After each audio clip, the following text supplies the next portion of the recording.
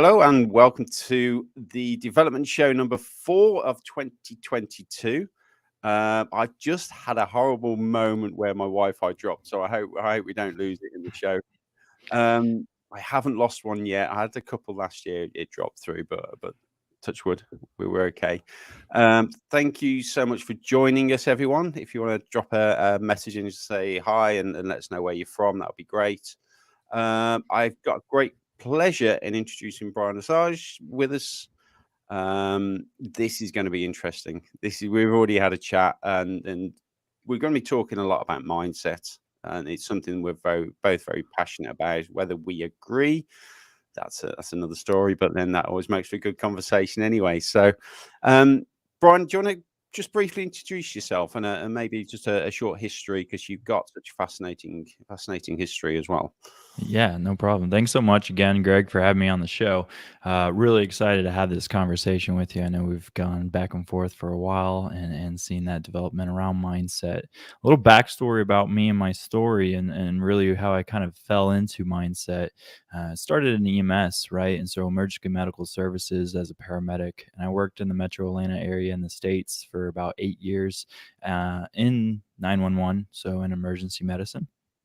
Through all that time, I started to see, the rising problem of burnout syndrome and mental health disorders of just would rise not in just myself, but people around the communities and even my coworkers and partners and other colleagues that I worked with. Throughout all that time, I started to really figure out ways to cultivate mindset and figure out where did that come from, where did these ideas stem from that maybe we do have a little bit more control than we like to believe. And that's where I started to get into education and teaching that. And I've been in the field now of educating, coaching, and just helping people unlock their truest potential through their thoughts for about 3 or 4 years now. And that's been kind of where I'm at right now, where I got some new incentives coming up that I'm pretty excited to mention here later in the show. But definitely something that we're going to be really excited to grow throughout the mindset and really get that conversation rolling. Yeah, I think it's fascinating. It's something that really does interest me, kind of the trauma aspect and the way the body copes with trauma, and obviously can affect us physically as well as Mhm. mentally. And I think one of the greatest defenses we've got against that trauma is our mindset and the way that we view things. Mhm. Um, because the mind is such a powerful thing. Um, wow, where do we start unwrapping this? That is the big question. I think that if the fact that you mentioned you work with trauma, Mhm. emergency medical services, that is fascinating, because it kind of affects everyone that is involved. It's Yeah. not just the person that has suffered the physical trauma as well. The paramedics themselves are Mhm. are exposed to that trauma on a much higher level, really, I suppose. And then, Yeah. of course, you've got the support networks of the victims. Yeah, That, there was a that's lot often unseen. just through that of just even my own experience with the mindset of again just seeing people. And the biggest thing is the most surprising thing, if anybody is that's gone through a massive trauma or had to call for emergency medicine services, they didn't they the hurdles or the walls, everything comes crumbling down when you're crying out for help. So you're seeing people in their most vulnerable states, and that can be something that you can really start to see the human psych- psychology, the psyche, how they operate, what they're going to do. A lot of people become angry, a lot of people become frustrated, many withdraw. So we really start to see the core layers of consciousness at that point when you're seeing somebody in distress. Mm. Yeah, you mentioned a bit before about the fact that we've got more control than we think we have. Mhm. Um, And I do agree with that, that we can train our mindsets to be a certain way. And I gave a talk last year, at the global coaching conference, about subconscious and conscious minds, and that access. But yeah, you're right. At that trauma level, it is your subconscious kicks in. You start to lose control, and I think this is where it's important when we talk about mindsets and training mindsets, so that they become automatic responses. Mm-hmm. Certainly when we look at something like a positive mindset, that it doesn't mean we don't have bad days. It doesn't mean we don't No. have low periods. It's about how we respond. Yeah, and I think the first thing to really kind of just get that going, if we're trying to say, do I have a positive mindset or do I not?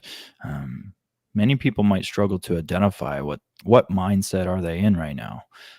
So some of the common tools of which I say to kind of how do we identify where we're at?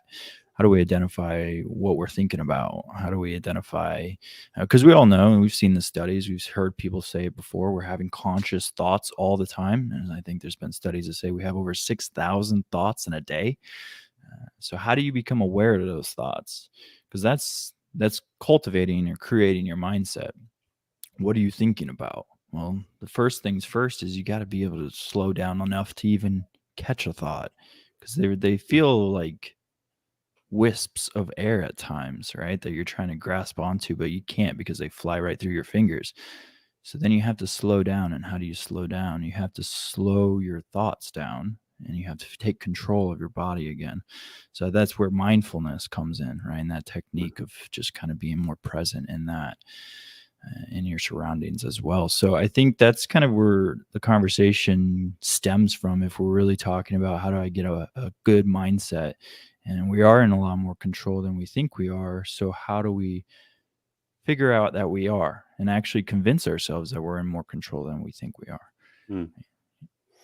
Yeah, I think one of the biggest lessons for me, one of the biggest realizations, really, Mm-hmm. um, was to pause and think. Mm-hmm. Um, and what one of the biggest realizations was 30 seconds of us thinking feels like quite a long time to us. Yeah. To somebody else, it's not that long. No. Yeah. If you're waiting for an answer, 30 seconds or 15 seconds feels like quite a long time as you're processing thoughts, because it's active. There's cogs going around. If you're waiting for that answer just to kind of go, so, I'll ask you a question. I'll just have a sup of coffee. That's suddenly that's 10, 15 seconds that Yeah. you feel is a long time. So no, I do agree with you. It's slowing down is so powerful, and something that is talked about a lot, and I don't think overly understood is meditation. Mm-hmm. Um, that meditation can take any form.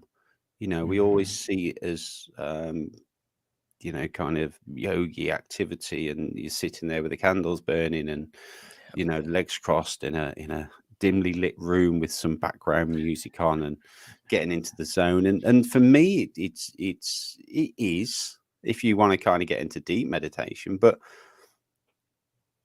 we can grab those few minutes each day Mm-hmm. just to kind of sit with no distractions, no outside influences, um, and just kind of sit with our thoughts for a minute.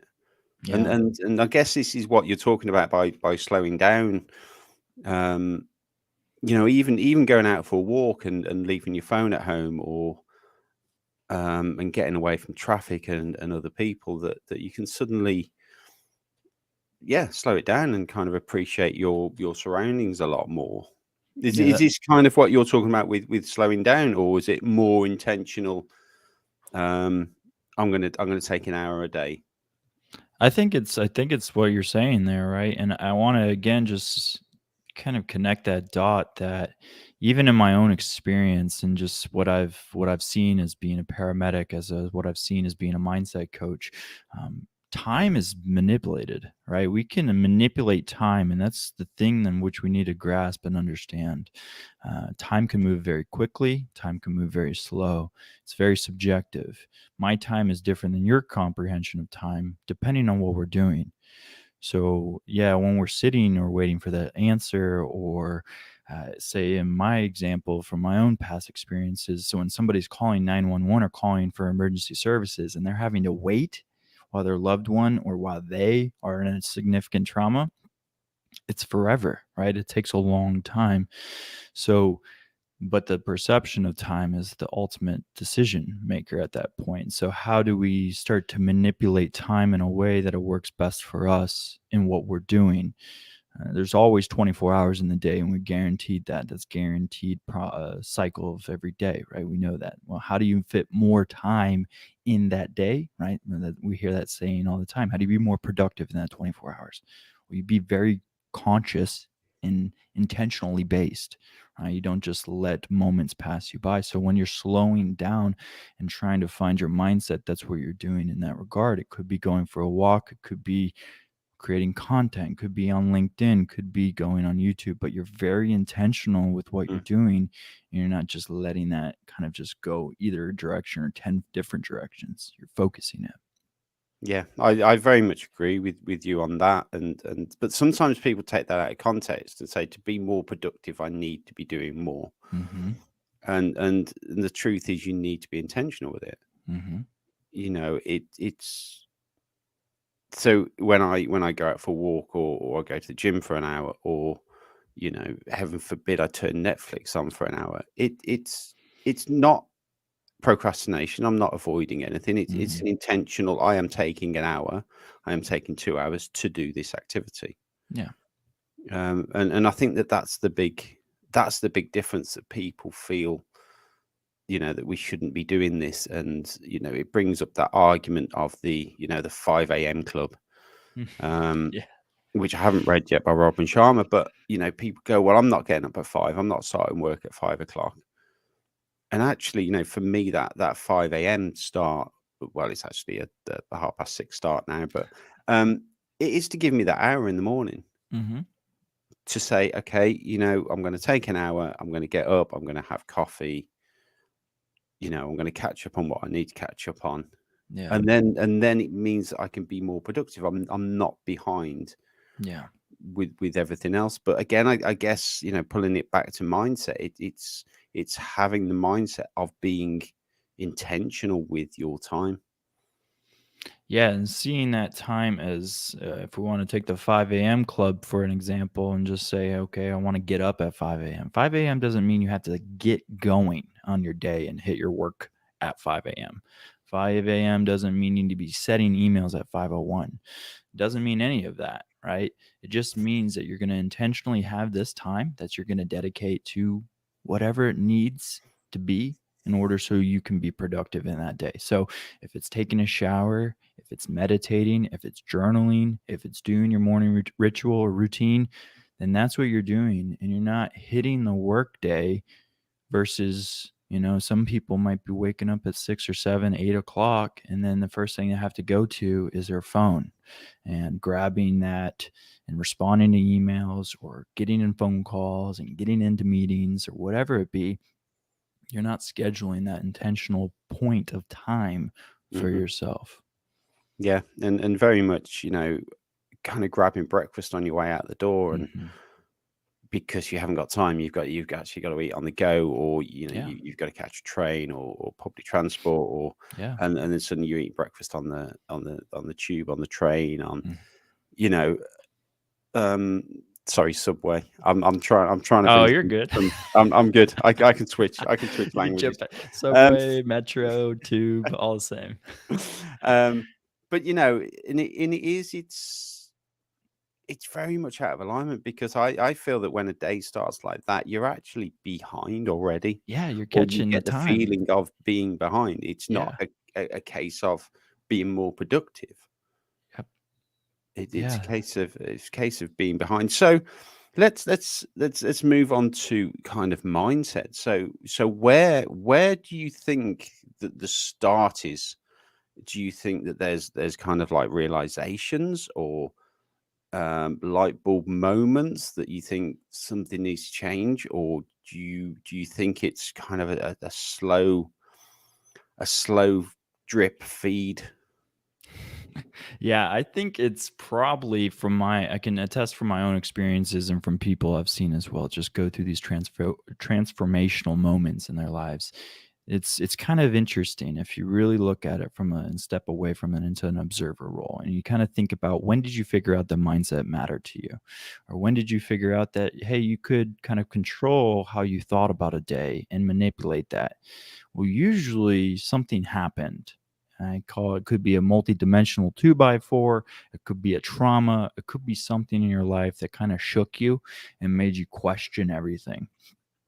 So in these cases, I will say trauma in this regard takes place, people begin to say as well, and then they can run that same track of thinking that has happened to me, victim mindset, things are bad, I'm never going to get XYZ or get to some place. Or they can say, is there a different way to think about this? And then they start to dive into, well, how is that person, or how are they able to be so positive? I've heard their story. They've gone through so many horrible things, or maybe they've experienced horrible things, and I resonate with that story. How are they doing it? And we start to dive in through this human curiosity. We ask these questions, and with these questions arise answers, and these answers start to decide and decipher and demystify that, hey, look, I can start to think about this in a different way, with a different lens. So I think it's, most of the time, from my own experience and from what I've seen, people have these aha moments when they have these traumas that kind of wake them up. Yeah, so with what you're talking about is kind of almost a realization of, I'm not coping. Mm-hmm. How are these people managing it?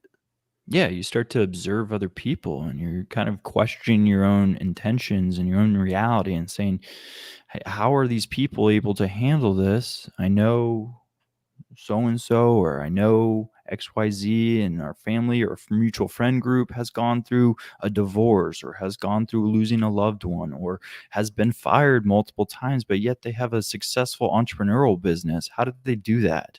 Because I know what I feel like, and I don't feel like doing any of that, right? So that's where that realization's happening, that question's happening, and then we start to see, okay, well, maybe there's different ways of thinking about this. Yeah, Yeah. it is kind of a fascinating subject. I think I do kind of agree with you that it can be light bulb moments, it can be realizations, and um, but kind of in my experience as well, there's moments that yeah, you kind of realize that your mindset is being fed into. I think that, one of the biggest things is kind of resilience that we have to build up, Mm-hmm. and I think that plays a big part in kind of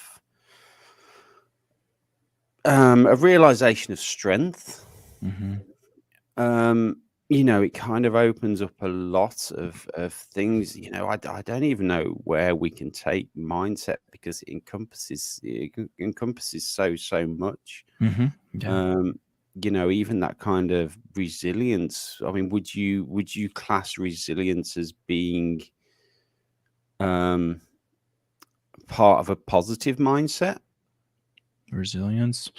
That's a good question. I would probably say, I think there's certain ways to think about that. So you can, I feel like you can throw two different lenses over resilience, right? You can throw either I just had to always do this because I had no other choice and I just had to get through it, or I'm doing this intentionally with resilience because I know it always will pay off. So I think, again, how you think about the word, and I think that's the beauty, and that's where I like to bridge this art of mindset, is that art is a form of contextualized patterns, right? We can create art in a number of ways. We can throw paint, we can throw writing, we can throw music at it, and it goes into a number of different ways. And then thinking, if that, our mindset can do that same exact thing. We can put different patterns, different beliefs, and there are, again, all these different ways of doing it. So the art of mindset is that there is no real wrong, right way of doing it. It's just interpretations based upon upbringings, patterns, beliefs, societal struggles, whatever it be. And that we need to realize that what I can do for you to understand my point of view and my mindset is I can explain it to you. Just like with a picture or a drawing or music piece, I can say, hey, I hear upbeat music here, or I see happiness on the picture of Mona Lisa. That's an argument that happens all the time, right? Is she smiling or not? I still don't know. People argue and debate about that all the time. So that's a perception of mindset. Do they look as if she's happy? It's art. And then we can say that applying that to our reality, now we have mindset. So yes, Mona Lisa's smiling, or no, she just has a straight face. Mm. Yeah, it is. Yeah, I mean, certainly art for me, kind of a quick definition of it is something that is created, intentionally created. And whether you agree that something is beautiful or not is again subjective. Completely. But for me, art is something that is created, intentionally created, which mindsets are.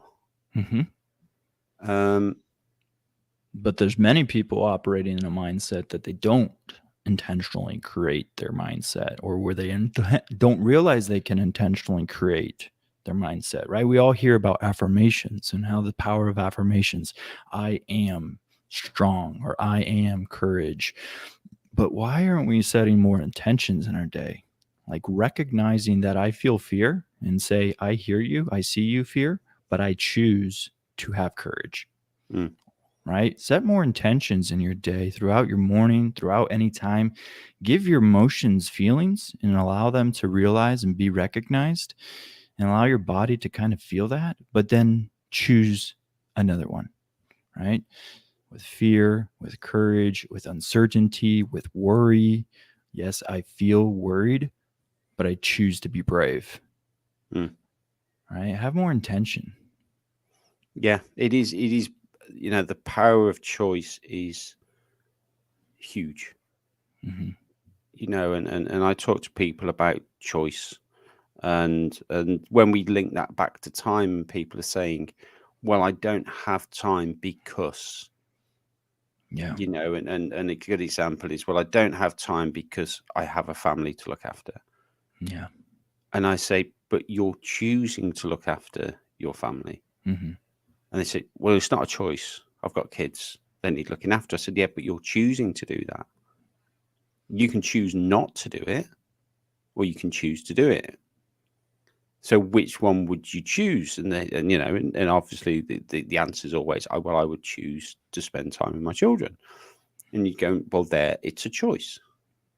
So don't say you haven't got time to do something. You're choosing to do something else instead. Yeah, we definitely need to audit that more. And it is, for me, it is a big mindset change as well, to go, actually, everything I'm doing, I am choosing to do. And it doesn't mean that you do something different in your day. You just accept that that's your choice.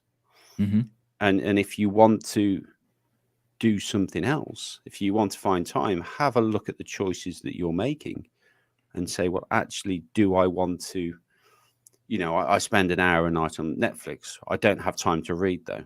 And you go, well, do I sacrifice that hour on Netflix for an hour's reading? Yeah, that's a good question. And there's people that might be out there saying, well, I'm in this job because I have to make money, right? And I have to support my family, though I don't like doing my job. I would like to do other things. Well, nobody's saying that you have to dramatically shift your life in a 180 degrees tomorrow, right? And that's the idea, is that even being intentional is just to start to slowly realize that, hey, I am making decisions every single moment. And which ones am I making? Are they the ones of which I want to be in 5 years? Right? People always, and again, I think James Clear does this great in his book, Atomic Habits. He talks about being identity-based outcomes versus outcome-based goals, if you will, right? Just trying to say, I want to lose 10 pounds, right? And be like, well, what does an athlete do, or a healthy person do, that I'm not doing right now? Instead of trying to, again, get this metric and saying, once I lose 10 pounds, I'll be happy. Well, then you're always trying to achieve that 10 pounds. And when you don't get it, you don't get it. But if you change the whole way you live, and start living like a healthy person, then you start to lose those 10 pounds, and it's not about the 10 pounds anymore. It's about being the healthy person. Yeah, that is actually such a fascinating book. Yeah. I'm so glad I read it. But yeah, he actually talks a little bit further, doesn't he? Because he talks about three men, Mm-hmm. and the calories and just the small. I think he was talking about 200 calories a day or something, Mm-hmm. and one maintained calories, the other one ate less calories, and the other one ate more calories. Mm-hmm. And I think he was talking about a 10-15 pound difference. One had lost 10 pounds, the other one had gained 20 pounds, and you're saying actually that's a difference of 20 pounds, not just 10. I think, yeah, that is absolutely fascinating book, and it's opened my eyes to a lot of things, and certainly that intentional aspect. But you're right, it's not about chasing that happiness and saying, I'm going to be happy when this, Mm-hmm. because guaranteed you'll get to that point and you won't feel happy, or you will for Mm-hmm. a minute, and it's that short lived euphoria that you get. um but it's looking at what other people do. It's understanding other people's habits, the way that they do it. And you're right, it's so much about choice. When you turn up for work on a Monday morning and people go, or any morning, go, oh, I'm here again, I can't Mm-hmm. wait till the end of the day. Yeah. Or And then living when we living talk the about, dream. How you yeah, doing? I'm living the dream. yeah, but Everybody ends. you've got to get there and go, I am choosing to be here Yeah. because, and then list your reasons: because I need the money, Mm-hmm. because I got a family to support, because it pays for my holidays, because it pays for my nice car on the drive. And when you suddenly realize that it's your choice to be there, and the alternative is to not be there, Mm-hmm. well, what are the consequences of not being there? The car's taken back. Mm-hmm. You don't have your holidays, you don't, and then you suddenly go, well, what am I choosing? And Mm-hmm. then suddenly work isn't so bad. You're not there every day going, I really don't want to be here. Mm-hmm. You suddenly say, I am choosing to be here. Yeah. Yeah. Because And the great resignation that they're all talking about absolutely fascinates me. it is. Um, and I understand that people want to choose better for themselves. Yeah. Um, do you want to talk a little bit about that from a mindset Yeah. perspective? It's something that we hear about a bit in the UK, but it's not that huge coverage. We have problems here with unemployment, and Yeah, we have them here as well in the States, and I'll say from what I can, from my point of view, and it's definitely something that's happening, right? I can attest to that. There is a gap, and I think what's happened is, if we want to take about COVID in any limelight, if anything, where it can take the center stage and say it in a positive way, people started to reconsider what was happening, reconsider what their employers were willing to do to them. And subject them to what they're willing to pay for that. And then people started to see that, well, maybe my health is not in the number one thought process or the forefront of my employer's mind. So maybe I need to advocate for myself and be my better advocate. And that goes back to that job. If I choose to be here, well, if I'm not happy, even if I'm choosing to be here, what can I do to be happy? Right? Well, maybe people are redefining themselves and going back within. And I think it caused a lot of people to sit with themselves and sit with that feeling and those thoughts of saying, what am I not doing that I want to do or have been postponing to do? Maybe it's writing a book. Maybe it's creating content on LinkedIn. Maybe it's creating a podcast. Maybe it's learning website design, whatever it be, starting a business, whatever it be. People saw we had this great catalyst across the globe that caused people to say, wait, and here's that trauma I was saying earlier. These wake up moments, these moments of mass shakes everything. People say, wait a second, Is there a different way to think about this? It's almost like it breaks the autopilot for a second and we get a glimpse. You can relate it to the Matrix, right? Coming in and out of the Matrix, right? People are like, wait, is this something? Machines running this place? So what is it? I've been walking this line of this 9 to 5 for so long, but there's other options. I'm paused long enough to see that there's other options. What are they? And that's where people are. And then people are redefining themselves. They're figuring out who they are again. And I think it's absolutely fascinating. Yeah, I do. I think it's amazing to watch, because I think, looking back on those years, that was my realization that I was, and I don't want to say settled in a bad way, but I was settled. I'd accepted my life was the way that it was, and yeah, it had that realization of, well, actually, I think there's a lot more out there, and how do I access that? And the only way that I knew how to access that was to take responsibility for it. Yeah. Yeah. You know, Shift that mindset. no one was going to come along and give me a better job. No one was going to come along, and you hear of, headhunters of, people being offered these amazing roles, and that's very few people that actually get that. But the work's gone in before it as well. Exactly. That's what a lot of people are missing, right? And I think that's where we start to, we're seeing now is that people want this, and we're living in a society that wants instant gratification, right? We want to have that yacht or that big plane or travel all over, right? We want it all. We're very hungry. But that's, again, going back to the ego, and the ego wants that because the ego is consuming external events and external values and trying to fulfill what its purpose believes it is. So how are you shifting this? If you're trying to say, wait a second, there's other ways to find happiness, and maybe it's not getting bigger, best, fastest stuff, but finding ways of thinking about life. And that's where gratitude journaling, gratitude mindsets have been revolutionizing the world.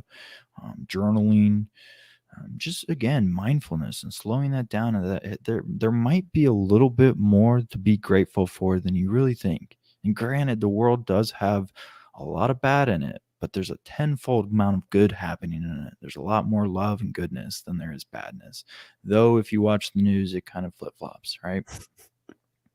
Yeah, the news is what sells. Let's be honest. Mainstream media is what sells. And I suppose that we fall into that trap from kind of a mindset point of view as well. And we were talking a little bit just before this about selling and offering, and kind of the difference there. But when we talk about news broadcasters, they are constantly selling you the bad emotions, or the heightened good emotions. They'll never run a news story of, oh, today, the shops opened on time and some people went shopping and everything was fine. Yeah, no.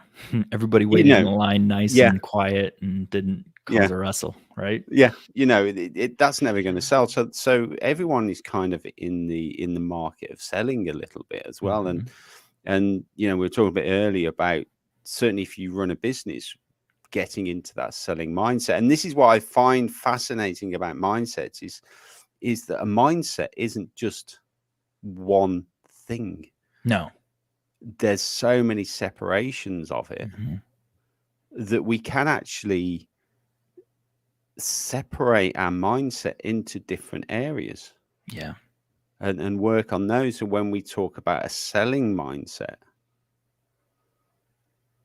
Yeah, it's fascinating when we're trying to, again, it's the balance, right? Where you're trying to, again, and I like to always apply that mindset when I'm talking about, if I'm going to try to sell something, or I'm going to try to get a customer or a client or somebody to have a purchase of a product or service that I'm selling, I try to, again, offer up as much as possible, create that expertise, that rationale of, hey, look, he or she knows what they're talking about.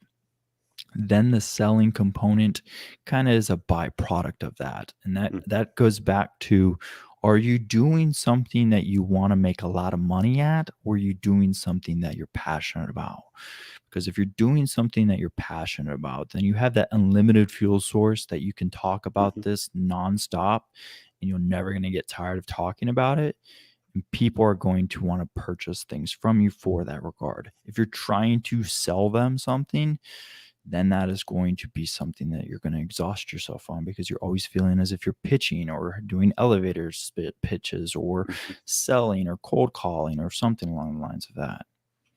Yeah, yeah, no, I agree with you. It's when you come at it from an aspect of passion, or you've still got to align a selling mindset with your core values and your Mm-hmm. core beliefs as well. So you can't step too far away from that. Of course, when you're well enough known, when you're well enough established, and I'm talking about companies as well, and you don't have to sell. That is that I find this kind of amazing um kind of roller coaster that Mm-hmm. you start off, and then you kind of have to sell a bit, and then you kind of reach a peak, and then it kind of drops off again. Mm-hmm. Now, I think there's a difference between selling and making people aware. Mm-hmm. So what you were talking about, the kind of instant gratification, I was laughing to myself because I had to have a little word with myself yesterday when I ordered something off Amazon, and I've got to wait till tomorrow. Now I was like, "Where's my next day delivery?" Yeah, where's this at? Why is it taking And so then I long? was just laughing to myself. So I actually had a word and said, "Well, I'm going to have to wait 2 days. Yeah. How much is this going to actually affect my life?" Yeah, right. It's not at all. If it turned up today, it still would have been sat on the side. It would have taken me away from doing other things. But yeah, so when we take the example of Amazon, that if Amazon don't have to sell to you, Mm-mm. they've already done that. They've already got their brand out there. Mm-hmm. But if you never saw another Amazon advert, Yeah. eventually it will fade away, Mm-hmm. because there'll be other people that take their place that will be in your face, that will say, that this whole kind of competition between Google and like Bing, Mm-hmm. Microsoft Bing at the moment, and it's just like everyone says, "Oh, I'll just go and Google that." Yeah.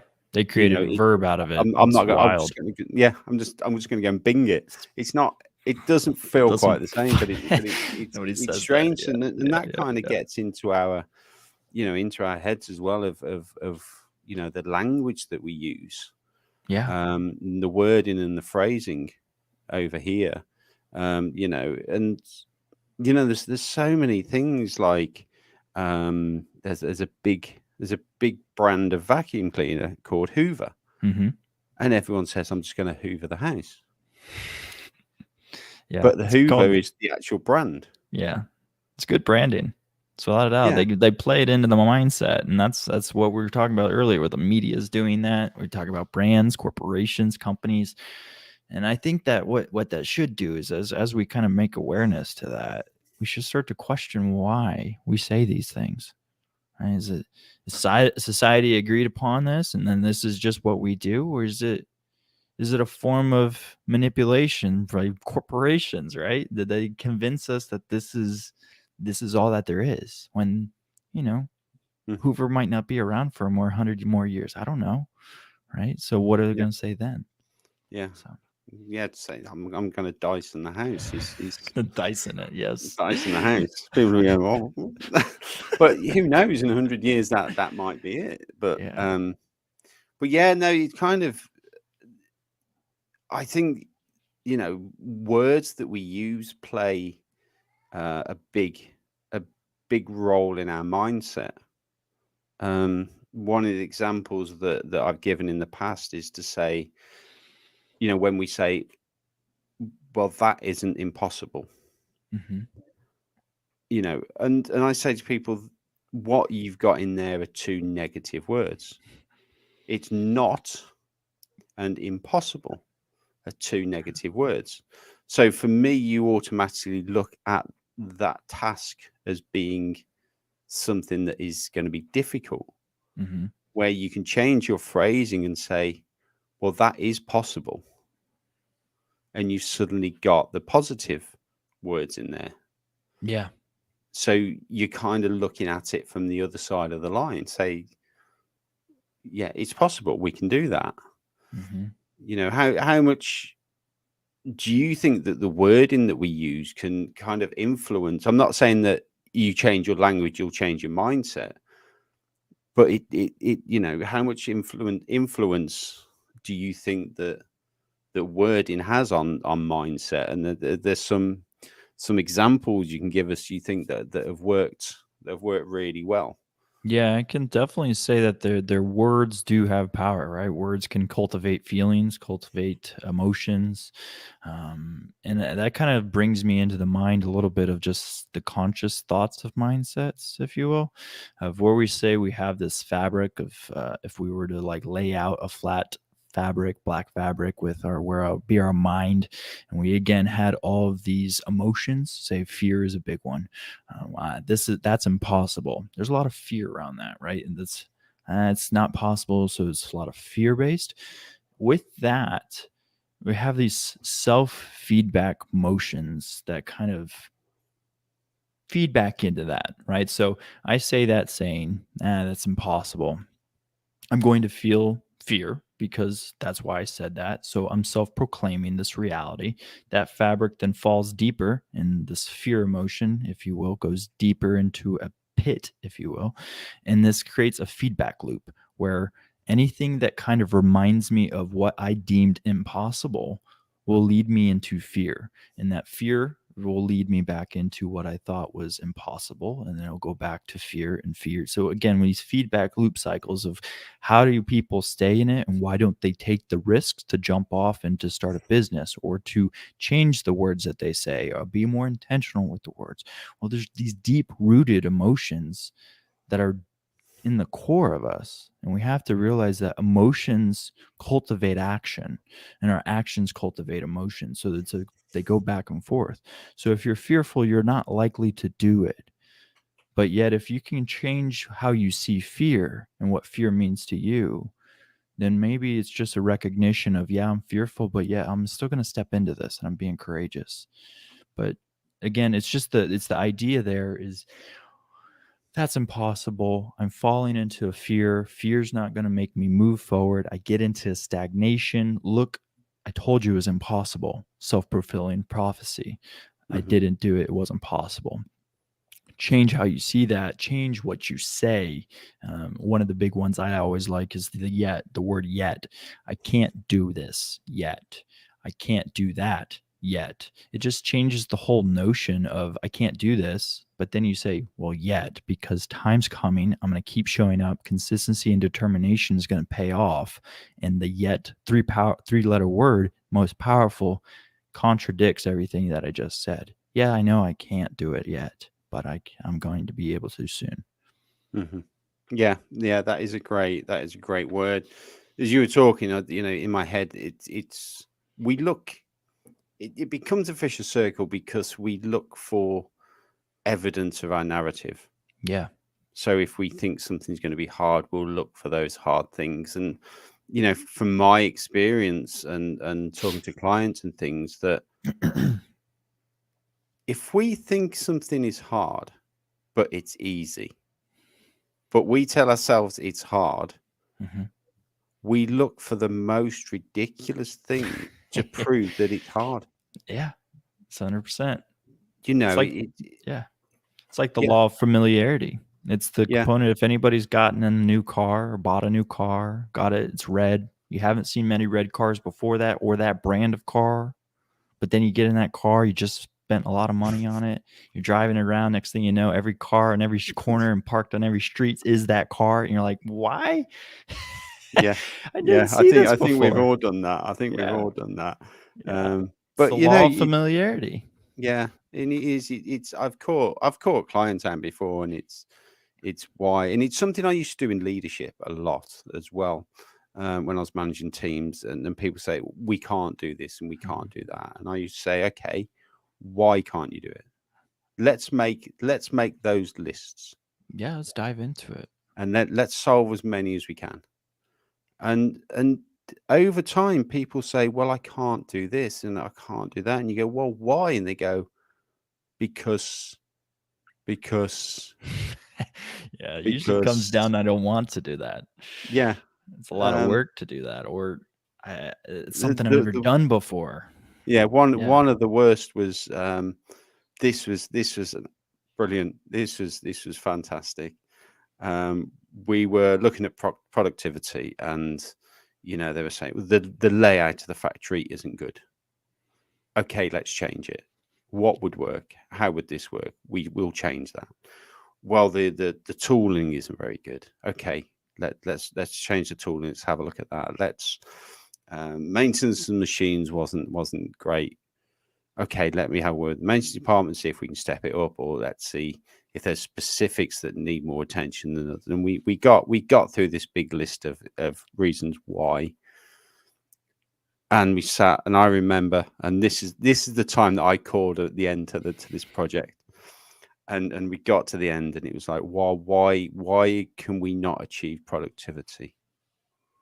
Well, there's no vending machine in the cafeteria, so we can't get the sugar that we need for energy. That was the last That's excuse.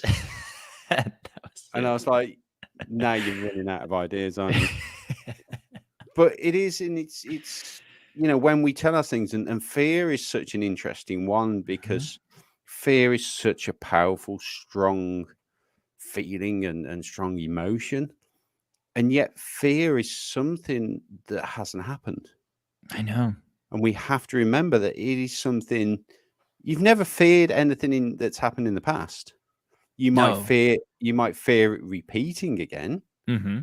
but you don't go, oh, do you remember when we went down that roller coaster? I've still got Yes. fear from Yeah. that roller coaster. Yeah. No, No, you've because got you already been fear at the about the next bottom time of you're it, on right? there. You went, yeah, Yeah. but you're not. Yeah. It is But interesting about fear. yeah, but it's so strong and it's so powerful, and I guess it is part of our defense mechanism as well, though. But you're right; it's kind of that mindset to say, okay, I've got this fear, but I'm going to choose to step into it. Yep. I'm not going to completely remove that fear, because it is part of my survival mechanism. Yeah. Nobody's saying to like completely ignore fear, but But I'm there's, going to manage it. yeah, I'm going to I'm manage going to it. manage my level. I'm going to recognize it. I'm going to call it what it is and say, this is fear and I am fearful. And then let's sit with it, right? Batman does it great, right? He's the biggest fear of bats, right? And he becomes his fear. So same exact thing is, what are you so fearful of? And then just write it out and then look at it and sit with it. And as soon as you sit with fear, it goes away. You start to see it's not as big as you thought it was. Oh, I don't want to do it because I don't know how. Well, are there anybody you can ask that does? Well, yeah, there's about 5 people I could ask. Well, why don't you ask them and then see how they did it? And then, well, I don't want to do it because it costs too much and I don't want to go into bankruptcy. Is there anybody that'd be able to help you financially, give you a loan, figure things out? So there's always these solutions, and you got to change these obstacles into opportunities. But the fear based, it causes this analysis paralysis where we're just thinking, and when then we're not acting. And stagnation is always deadly, right? It's very bad. Yeah, I think this is where the values of good coaches come in, because we understand. We don't diminish or discredit what someone's saying, but we can sit and say, okay, let's break this down, because Yep. we understand why that feeling's there, why that emotion's there. And certainly, yeah, when you've talked about starting a business, and well, I can't, because it's going to be all or nothing. I can't do this and I can't do that. And we can say, okay, I understand that fear. What can we do? Why can't you just start? not give up your full-time job. Can you find 2 hours a week? What's your income level is going to have to be? How can we get there? And then suddenly you start to strip away the fear. And by the time it comes to making that choice between full-time, where you're going to work full-time in your own business or for somebody else, then that becomes a fear. But then you've built up the evidence to that point to say, well, actually, I said I needed 5K or 10K a month. Well, I'm earning that. Jump in, right? Jump in. Exactly. Yeah. Then the But decision is then I'll yours, be reliant on it. I'll be reliant on this side income. But you don't have to do it. If you're earning the money that you want or the money that you need, you don't have to change anything. You don't have to do anything different. And I think sometimes people feel like they do. Yeah. Complete polar shift, right? Yeah. Well, I need to explode it. I need to. Yeah. And you go, this needs to be the next Google. It's like, no, you're not trying to build the next Google. Which is again kind of falls into that mindset of, well, if you've built something with one mindset and it's growing, then you don't need to think differently. You don't need to jump out of your comfort zone if that's where you are and that's where you're happy with it. If you want more, then yes, have a look at expanding, have a look at growing, have a look at how you can grow yourself. But it is that kind of, and I think when we talk about growth mindset, this is very, again, quite controversial, because I know a lot of people will say, I've got a growth mindset. And then when I challenge them, they say, well, no, I don't do that. No, I don't do that. But I'm always open to learning. And it's like, well, when did you last learn something? Oh, well, I had a conversation last week. Someone told me this, or I read this book. When did you implement it after that? Well, I haven't had the opportunity. And you go, well, you've got a knowledge mindset, not growth, because, okay, you might not have that opportunity to implement it, but go and make that opportunity. Yeah, go try to find it. Yeah, go make it happen. Exactly. And that's the thing. And growth mindset's a fascinating one. And I think it, again, goes back to the thought process that we can rewire our minds, right? We can neuroplasticity, we can change our minds, and that's great. And I think it's fantastic that people are becoming aware of that. But just stating the fact that you have a growth mindset because you're open-minded is not the case of having a growth mindset. A growth mindset is basically, again, going back to the principles that you're willing to do the next 48 hours of your entire life completely different, right? You're willing to wake up and go on the other side of the bed. You're willing to go brush your teeth before you go pee. You're willing to walk backwards to the bathroom, right? Because maybe just the coincidence, right, that it's a little bit better, right? It might be. And that's the idea, is that you're willing to try it. You're willing to actually go out and do it and implement it. And that's where people get snared up on it, right? And say, well, I have growth mindset because I learn a lot of new things and all these new practices and new incentives. And I listen to a lot of podcasts from a lot of different people. When's the last time you reassessed your routine, your morning routine, and actually just kind of rewrote the whole thing? Because we get into these ruts. Yeah, I find you touched on something, and it's something that I find absolutely fascinating, that our conscious mind is not our brain. That and even kind of subconscious and things that I was just reading a study the other day about out-of-body experiences when people have died. Yeah, OBEs. Bringing this back to your medical, that the conscious still lives on. Yeah. I think they were saying for 7 minutes. Yeah. After the brain has died, that the conscious can still live on for 7 minutes. Yeah, and that's what we can at least measure in this reality, right? In this presence of what we're in, right? We can measure that, yes, there's residual oxygen flowing to the brain, or maybe just in the brain, that can operate it enough to create consciousness for 7 more minutes, right? After someone can be called deceased or dead or pulseless or whatever you want to call them.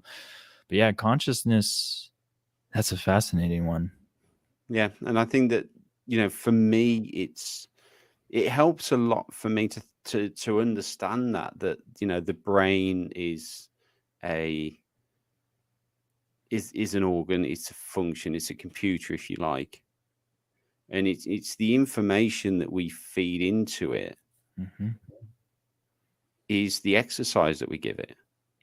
And then when you talk about neural pathways and the fact that we can create new ones, and we have to keep pushing the brain to do that, to be flexible as a muscle, as a whatever you want to call it.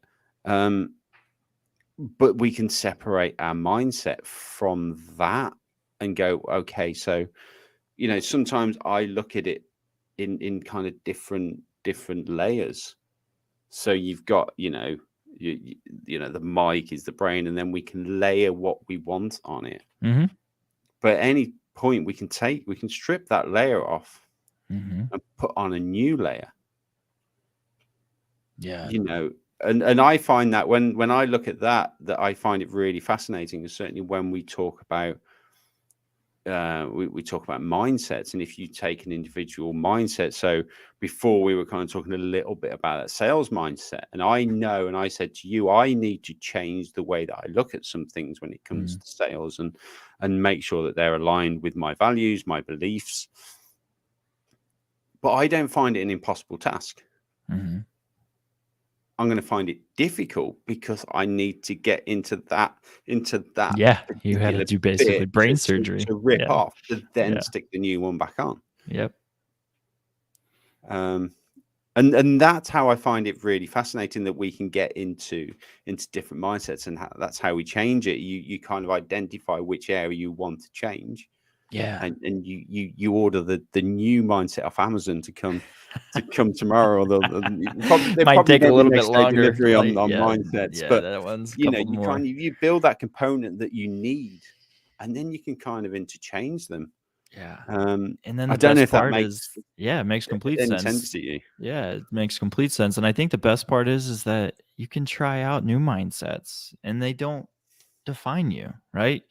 We have to explore, and I think human consciousness and human evolution and just society, if we go back and study history, we're explorers, and we've always been explorers as humans, and we've wanted to see and touch, and we're doing space exploration now, right? We've wanted to see new spaces, but we're always going outside, and I love that, but we've never really tried to turn the lens toward ourselves and then try to really explore the inner depths of ourselves, because that's a weird and dangerous place that a lot of people won't want to go into, right? Because it brings up traumas and past experiences and events and emotions, and a lot of closets have to be cleaned out, and people are not really comfortable with that always, and being vulnerable in that regard. So but I think the biggest thing is that there was an article or story that I wrote once, and it was when I was reading and rereading. I was about to do a content post on it, but it was about human psychology. And this one girl they were talking about the Plato's cave, where there's shadows and the fire, and that's the only reality. And then she comes out of it, and she's like, talks to the professor, and she's like, I feel as if I'm going to lose my mind. And he comes and says back to her, well, that's okay. You'll find a new one. And that's the regard, is that we, again, think that if we rewrite our mind, we're going to be a different person than we were 5 years ago. And we need to normalize that and say, it's okay. You're okay to change and evolve and get new mindsets and learn and grow and become different. And that's normal. That's a great point, that they are interchangeable, and we can grow and we can change. Sometimes we label too many things as failures as well. Oh, well, I've failed on that, and I've restarted it. Yep. And you go, and then for me, you haven't failed, it just hasn't worked. So you're changing what hasn't worked. You're testing, you're researching and developing. You're an R&D, right? You're doing that. Not R&D on the brain. It's R&D on the brain. On our mindset, Exactly. And that's it, right? And intentionally say, well, that didn't work last time. I wanted to be more gratitude, or I wanted to have more gratitude, but it didn't work. how can I do better? I didn't fail at changing my mindset. I learned what didn't work. So Yeah, just again, just intentionally shifting that.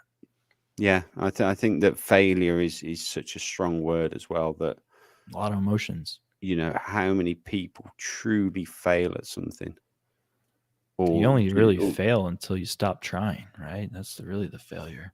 If you yeah, keep trying and keep showing up, you're not failing, you're learning. So yeah, and I think failure stems from in my own kind of conclusion, if you will, is that failure stems from abilities of what we think society will think about us, right? And we put a lot of value into what society says about he or she or us, and we say, well, they're going to think I'm a failure if I say the wrong answer, I ask a stupid question, or if I start something and it absolutely crumbles. And that's not the case. Most of the time, nobody's thinking about us more than ourselves, and that's most of the truth. There is that once you fail at something, they might look at you and say, "Wow, I can't believe they tried that," or maybe they see you come back and they say, "Wow, I can't believe they're trying again." That's how are they able to just bounce right back from that? So just we put too much power into what society thinks about us, and really you define your own values and your own strengths and your own mindset and what you think is important. Be you and be authentically yourself, and just stay true to that. Like you said with sales, finding those values in your sales and your beliefs and all the sorts with your trying to sell streams, make sure you stick close to those. Yeah. The one thing when I look at, because in the last 15 months of running my own business and things, things have changed, and I do things now and I present things now, and I know a lot more now than I did 12 months ago. And people say, well, you've have you failed at that? And I think, well, I've evolved, and one of the questions that I've asked myself for a long time is, I'm going to hit Amazon again. If I'm not sponsored by Amazon next week, I'm not going to be happy. Is Amazon a failed bookstore? Yeah, that's a great question, right? Is it? I'd Because that's love what to know is the their first percentage job. on how many sales of books of their total turnover. That would be great. Are they a failed bookstore? Yeah. No. That's what they set out to do. That's exactly what they set out, early 2000s, right? To set out to be a book company. And now they that is distribute everything. Yeah, and and that everything. is a question when I ask myself when we talk about business is and I go, oh, well, I think I need to look at this, or I'm interested in this, and is this something I can add? And then it doesn't work out, and then I withdraw it, and then I change and come back, and and I always think, is Amazon a failed bookstore? Because what they were doing has changed and evolved, and there's lots of different companies out there that you can have a look at what they started doing. Is not what they do now. There's a company that I used to work with, and they started out as a haulage firm. They've now got fishing trawlers and fish processing plants. And they've got their own, international jets that fly cargo around the world, and and they're not at the level of DPD and people like that, but they've diversified so much. You can say, well, actually, are they a failed haulage firm because they're now processing fish? And it's just absolutely fascinating to look at the growth of some of the most successful companies and where they started and where they are, and where they are now. And then you have a look at other companies that have failed or certainly been overtaken by competitors and say, well, why have they failed? Because they had a product, they had the market. You can look at mobile phones. When you talk to people about mobile phones, it's iPhone, or over here Samsung is kind Android. of the second biggest. When you look at Nokia, you look at Sony, you look at Google been trying to get a phone out, and people don't suddenly pick up these names because the likes of Samsung, the likes of certainly of iPhone, of Apple, have grown into something a lot more than just that phone in your hand. Well, Apple started out with computers, didn't it, before it went into It did. phones? Yeah, it's kind of funny. It brings up a story I was reading or watching. It was a videos documentary, and it was about the CEO of Microsoft, or not Microsoft, Motorola, when iPhones were first being announced in early mid 2000s. And the CEO, a very arrogant guy, I can't remember his name at the time, but he laughs. He says, Steve Jobs can't do anything with that. We have the cell phone market. We already know we outpace them. They're just now stepping into this. There's no way. Mhm. And now Motorola's making what? Not phones anymore. No, So they're stepping into a whole nother arena. Lost it completely to iPhone, to Apple. yeah, So because they settled, like, they settled. Yeah. they didn't see they'd got their corner of the market. And I think as human beings we're very similar, and this is kind of where I was going with it, not just after sponsorship of Amazon. Um, but and I think we do this with human beings as well. We can't see that we can evolve into Mm-hmm. different things, Mm-hmm. that we almost pigeonhole ourselves as maybe two things in our lives, that you have the work version of you, and then you have the family version of you. Yeah. And I if think and if that you're starts very, early. very lucky, you get a night out occasionally away from the family with some friends, so that becomes a third version of you. Yeah. And people kind of fight between these versions as well. Mm-hmm. That, oh, I can't wait to be that version of me that's out with my friends, Yep. because I've got no responsibilities. I can just go out and have a few drinks and have a laugh. Mm-hmm. And I don't want to be that work version because it's eating into my other version. And and it battles against each other. And I think that we can evolve as human beings to be okay with that. That if we can Mm-hmm. align some of those core values in their behaviors and things, that they're not so separated, but it's okay to branch out into different ways. And like we're talking, putting on different mindset hats, if you like, Mm-hmm. depending on the situations and the surroundings and the environments that we're in. Yeah, I think Um, that's a big part, and I like to say that that probably stems early in our societal upbringings, right? That we have all these different selves, if you will, right? We have the work self, we have the family self, we have the friend self, we have the spouse self, or whatever it be. All of these happen pretty early, and I think the biggest kind of testament to that is when we talk about asking kids what do they want to be when they grow up, right? What's your one job that you want to be? I want to be a doctor, I want to be a lawyer. And you're asking 14, 15, 16, 18 year olds what they want to be.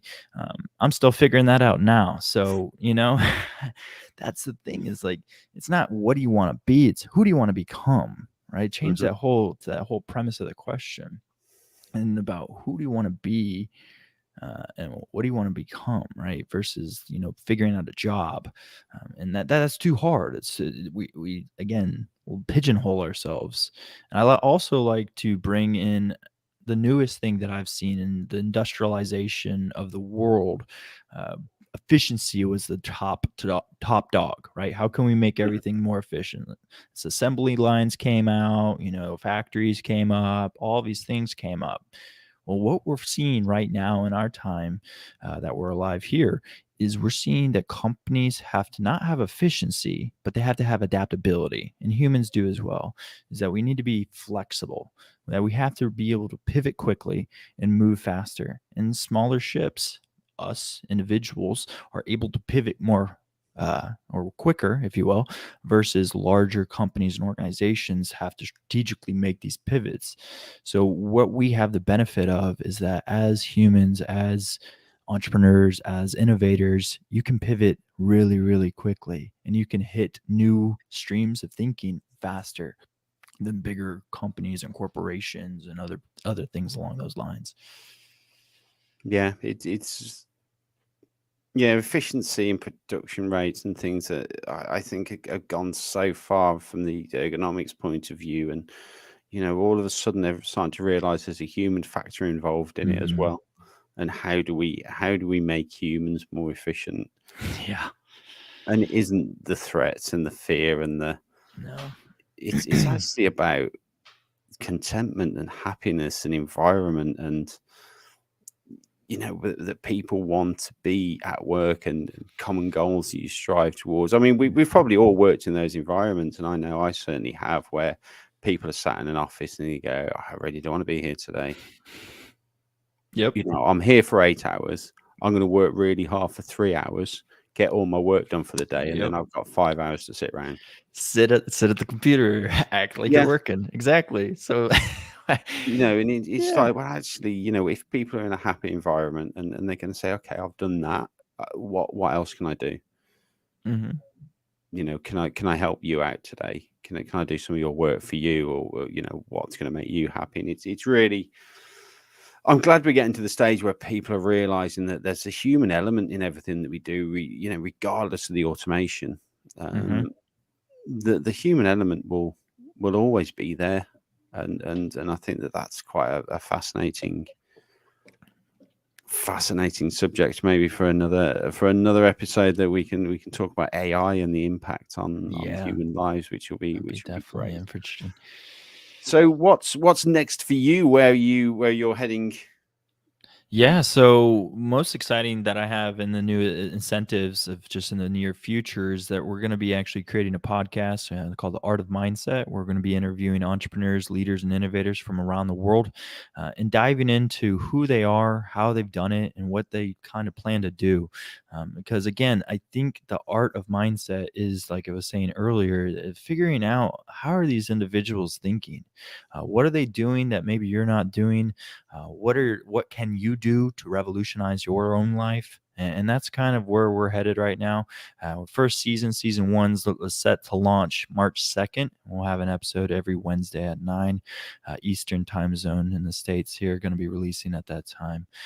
But again, we have some good guests lined up for this first season. We have 15 guests throughout that I've met on LinkedIn, entrepreneurs, leaders, big names that have been able to kind of revolutionize their industry, and just figuring out how they did it and really what they did to be able to do it, and what's their mindset throughout all of it. Yeah, that'd be absolutely fascinating. I think I love the phrase "standing on the shoulders of giants." And I think that from what you've told me about this podcast, it's going to be one of those moments where we can see that certain entrepreneurs that are maybe huge in their market, huge in their industry, have stood on the shoulders of giants, and what they've learned, and what they've had to adjust, and how they've can push it a little bit further. And then of course what's going to be fascinating is then how can we stand on their shoulders and see a little bit further. Exactly. Yeah, that might be a good question to ask these people. So if I was to stand on your shoulders and see a little bit further, what would I see?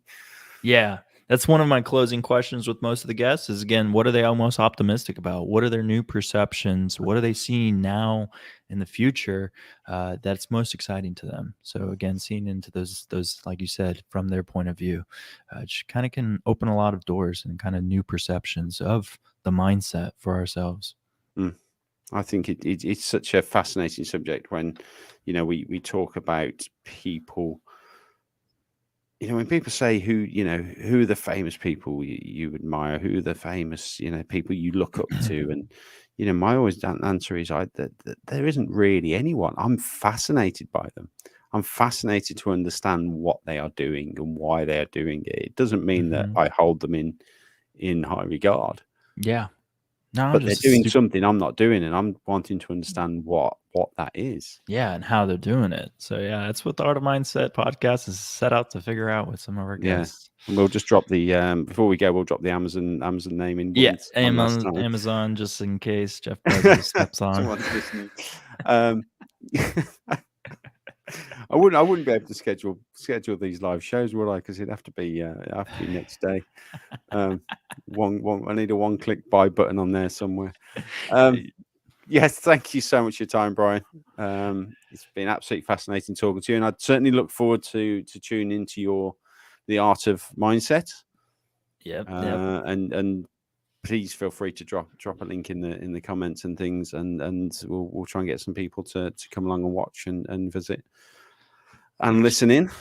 So looking forward to that. Thanks so much for having me on the show. Yeah, thank you so much for your time, Brian, and we will say goodnight to people depending on where you are. It's not too late tonight, so we'll speak soon. All right. Bye. Bye. See you. Thanks.